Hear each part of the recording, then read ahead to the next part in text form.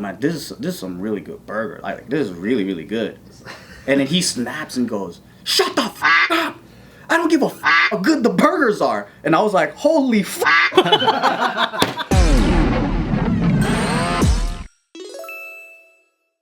Welcome to JK Out the Closet. It's a banner day. We got Joe. Congrats, you're gay. Finally. Joe is going to open up to us about being independent at an early age. So I don't know if it's the Vietnamese coffee, but like, bro, leading up to my turn, my heart's fucking racing. It's scary, dude. You're good, brother. And you're good, homie. You're good. I've never been nervous here. What the fuck? I'm literally trembling right now. Dude, I feel like I just came and like I just get to chill now because I just finished mine. It's a lot, right? It's a lot. It's a lot. It's a lot for your back. It's a lot. So And like my head hurts because I talked for like so long and I'm not used to talking that long here. I kind of fucked up on my assignment because Bart was like, for some reason, I read it as, what is your 5 most recent pivotal moments? And then as you guys did yours, I was like, oh, it's not recent. No one's talking about anything recently. No. And then In the last day. Joe's list is legendary, dude. my list started off. Can we read off what it was originally? So Joe's list started with retiring. Number 1. So this is supposed to be Bart's prompt, right? 5 pivotal moments that basically defined our lives. Okay, number 2, Shape I got my who you car are. registered. Joe's this episode was going to be retiring. So after I heard everyone's, So because good. you guys got to go first, I was like, I think I did the homework wrong, right? So I had to go back and fix it. And then I know what Bart wanted out of this. He wanted like something different. Like we around a lot. I hate sob stories because the way that we work here is like we just, dude, like why? Like why you gotta have this dark ass? I was abused. We were all abused, right? I wasn't. Bart was like, I wish I was molested. Yeah. Right? I'm trying to come out the book. Yeah. Hey, I was molested. You should write a book. We'll write it together. Maybe I was. Will you write the forward? It's also good service for new people that have subbed recently too, to get to know everybody. And so, like, I wanted to do a good job, and I wanted to be a good student, do my homework right. So last minute, I decided to change it up, and Crossed it all out. I guess the first thing I wanted to talk about is like clearly I didn't have a normal childhood. Like, I was pretty independent by 13 because my dad left at 13, right?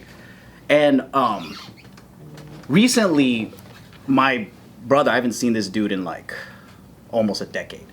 And my mom and you know, they came to Hawaii. Hannah was there. It was the first time like the family was together. Wow. So your brother was in Hawaii too? Yeah, we were in Hawaii. This was like last year. So dope. Yeah, it was really cool. It was like, I think it was one of those moments where I was like, oh shit, I think this would ever happen again. Because me and my brother are pretty estranged. And it's only because also the age gap. We're like 12 years apart. And there was this moment when we're having a good time. We're eating dinner. And my nephews were there too. So it was pretty awesome.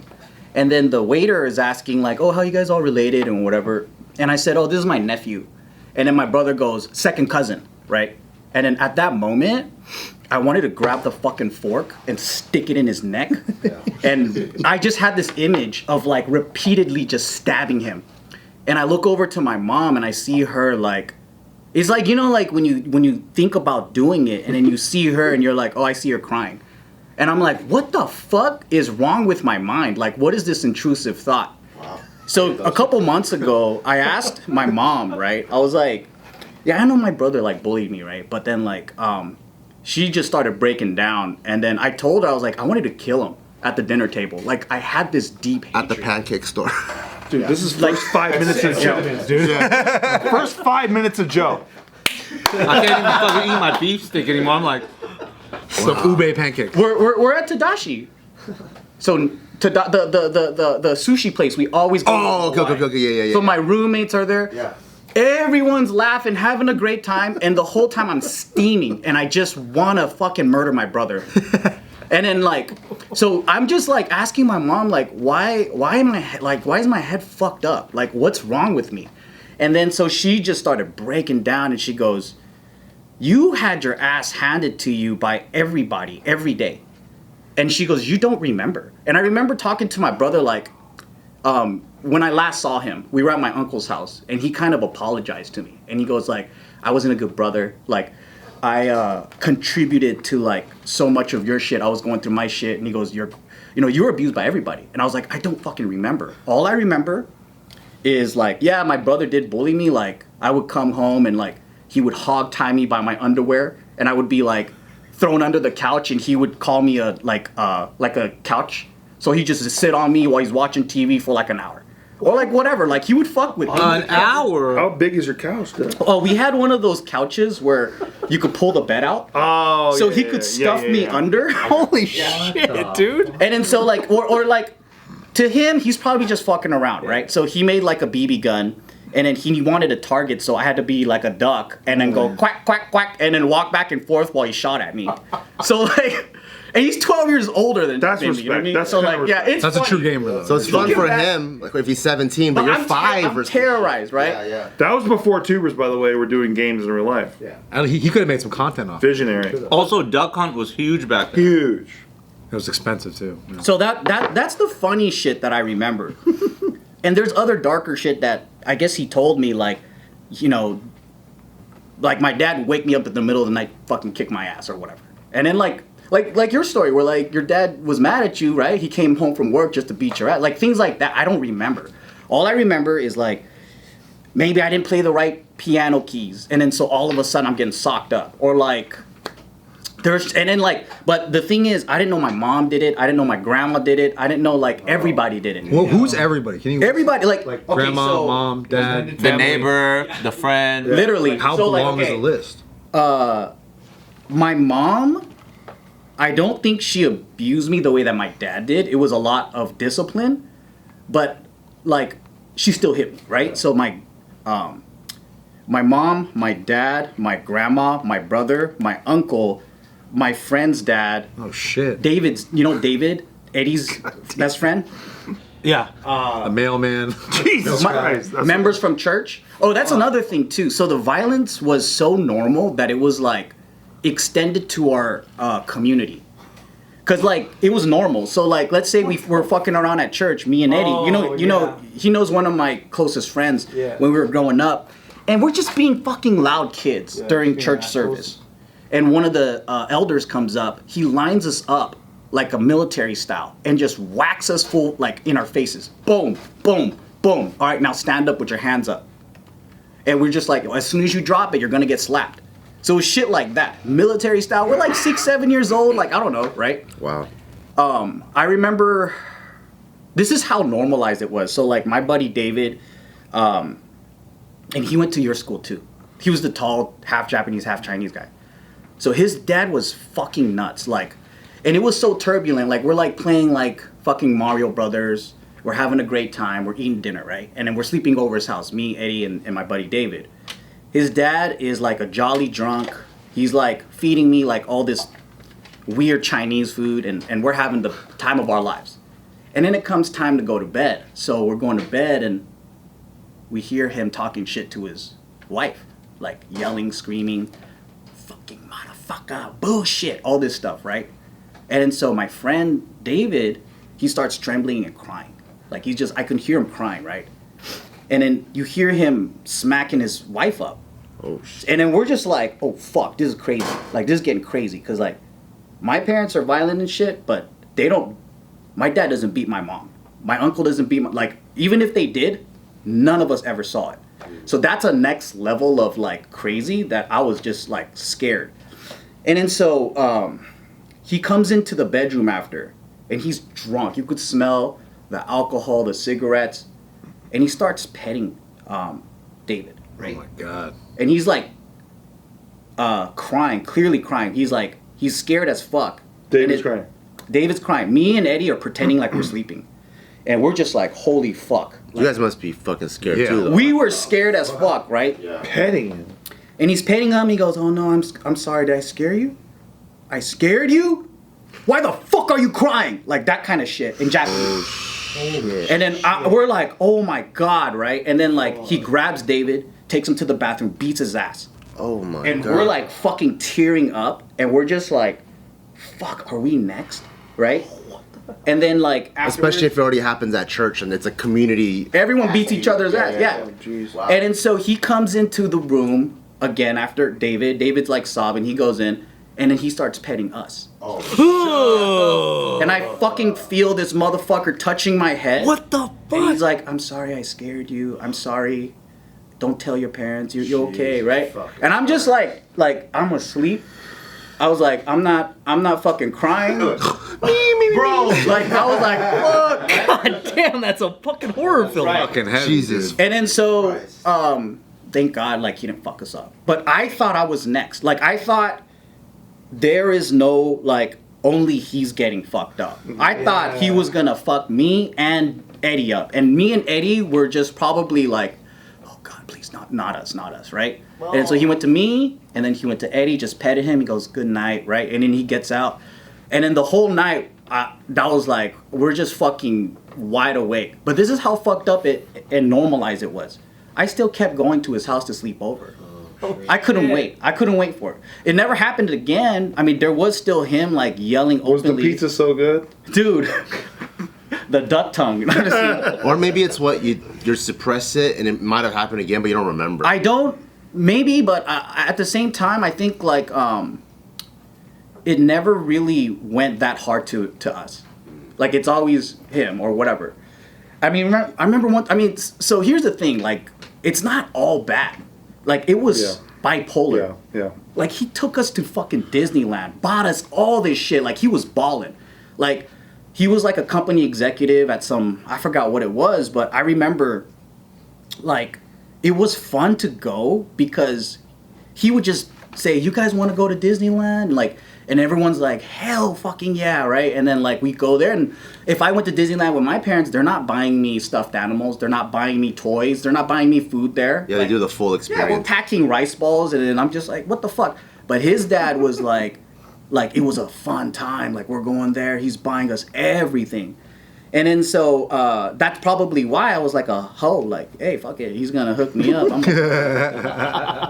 And I remember one day we were going on the way to Disneyland, and we got some burgers, and we're eating the burgers in the car. And I was like, oh man, this is some really good burger. Like this is really, really good. And then he snaps and goes, shut the fuck up! I don't give a fuck how good the burgers are. And I was like, holy fuck! Oh my god, dude. That's insane. How expressive were you about how good the burger was? So was going off. He was slapping his knee. I guess I was annoying him, right? But like, Shut the fuck up to like an 11-year-old. Probably like Joe at lunch where he's like, oh, this is like a so good. and rest in peace. I mean, I love his dad. Like he was still in his own twisted way. Oh, he did. What the? He's dead, right? But like, I think like this was normalized. And then I talked to my mom about this shit, and I was like, you know how fucking crazy it was. And then I was like, I didn't even tell you that's what happened. And then so she was like, yeah, like when you came home, like, you know, you got a bad grade, your grandma found out, she whooped your ass. And then she told us, and then every hour when someone was coming home from work or school, it's like they didn't talk to each other. So it's like, you got a bad grade, so it's whatever. So this became a thing of like normalized abuse and violence. And then since all of us were going through it, like from going to church, like it's normal. My friends got their asses handed to. It was not like a weird place. Even my elementary school, I went to a ghetto ass elementary school, like it would be pretty normal where their parents are like at a PTA meeting and then their ghetto ass mom is like fucking wailing on them in front of the teacher, whatever, right? So then I think like what I'm getting with this is like a lot of people feel bad if a father leaves their child or whatever it is. But I think the best thing that did happen to me when I was 13 is him leaving. Because I didn't have to go back to church where I was getting fucked up. I didn't have to socialize and like be in a weird environment where the adults are like the terrorizers. And then like looking back, it's kind of like this bittersweetness of like that gave me the opportunity and freedom to like become my own person very early on. And it would have been great if I had like strong role models or like something to kind of like lean on. And it's probably why I got into like a fucked up group of guys. That's what ends up happening, right?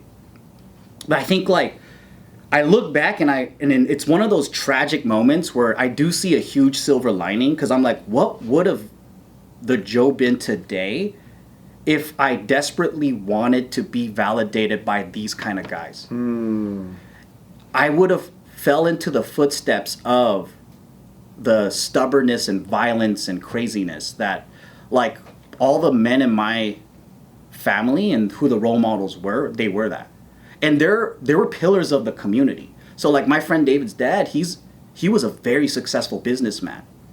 My uncle, who was like my second father, he was a preacher and pretty prominent in the Japanese American community. And so they don't know what these guys, these powerful guys are like behind closed doors. Right.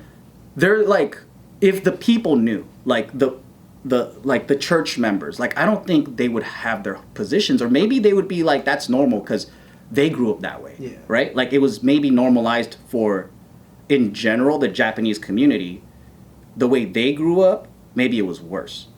So I guess like even for my dad too, I'm like, well, he did better than his own pops. Cause when I heard his story, I was like, oh fuck, like poor guy. Like his mom died giving birth to him, and out there, like his dad was a CEO of some type of like magazine and publishing like electrical shit. And at that time, they were all about image. I still think it is today if you're like a higher up person, right? You have to be married. You have to keep up with appearances. So he immediately remarried to a widow of a good family. And she came with her own set of kids. And I heard she was like an evil stepmother. Like, so my father never had a mother. So as soon as he was born, he told my mom all these fucked up things. Like, let's say they bought a cake, right? And then so what she would do is chop up everybody like a nice piece of all her kids, all the guests, everyone. And she would have a little fucking crumb like that and go, happy birthday, and give it to my dad. What the fuck? Fucked up shit. After I heard these stories, I was like, no wonder he's fucking messed up. Yeah. He's like so fucked. I mean, he probably loved me in his own way, but he was fucked up because like the normalization of how shitty he was treated. Okay. You got question by everybody in the whole fucking neighborhood apparently. Yeah. And you came out great. You're one of the best people I ever met. Bro, no, I didn't all like fully. I mean, now it's probably I worked through my demons, but a lot of the shit I suppressed. And it took like talking to my mom about understanding all of these things. And then so at that point, when I started hearing these stories, I started having a little bit more empathy instead of blame for the people that have done wrong to me. Same with my uncle. Like when he was a baby, so his mom, so his father's an alcoholic and would repeatedly beat his mom. And so when my uncle was an infant, she ran away with him and left her other children with him. So there was a lot of resentment. I think they had to heal all that. And the way he tells his story, it sounds like he had a great time because they have these like farmhouses in Japan where when it's harvest season, you know, it takes like miles to get back to their farm. So they just have like little plots of places where people could sleep. So they broke into one, they lived there for a minute. They were jumping around from horse barns and whatever until like back then you needed to have a husband, right, to take care of you and all that. So he was kind of like homeless with his mom, and it sounded like to me, I didn't want to tell him, but it sounded like she was making ends meet by being a hooker. But it was it was fucked up shit. So of course he's fucked up, and his idea of masculinity is like the toughest motherfucker. Like he got into a lot of fights. A lot of his friends were organized crime guys. Same with my dad. Like they just were very like up to become failures, but they did the best that they could by joining a church, trying to be good people. But like, so I'm kind of conflicted, right? I'm growing up in this conservative church environment with these menacing male figures, and then at 13, when I became basically abandoned by a lot of people, like my grandma left my house because she had a falling out with my dad. my brother, like we're 12 years apart, so he went off and, you know, obviously after college, he became an adult, moved out. My dad had an affair, left when I was 13. So it was just literally me and my mom. But it was one of the first times in my life that I felt safe and free. And that was probably the weirdest, but like, okay, I'm independent now. I could do whatever the fuck I want. And that's kind of where I got into like drugs, graffiti, and the 4 elements of hip hop, which we will talk continue about with next. that in a second. But ultimately, that makes so much sense as to why you're so nice to hookers. We'll be back very soon with Joe's graffiti life and his life with drugs.